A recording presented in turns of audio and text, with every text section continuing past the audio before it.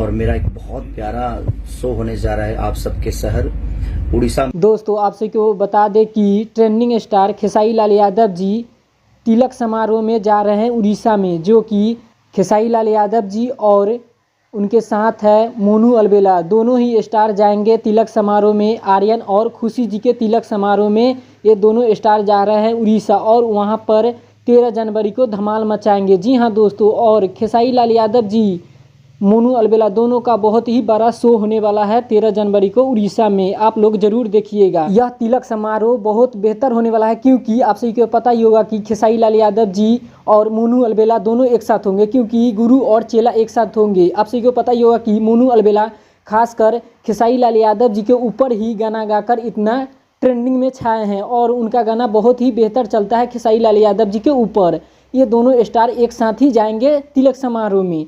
यह अपडेट आप लोगों को कैसा लगा कमेंट बॉक्स में ज़रूर कमेंट करें, और अभी तक हमारे चैनल को सब्सक्राइब नहीं किए हैं तो जाके सब्सक्राइब और लाइक करें। धन्यवाद। मिलते हैं अगले अपडेट के साथ।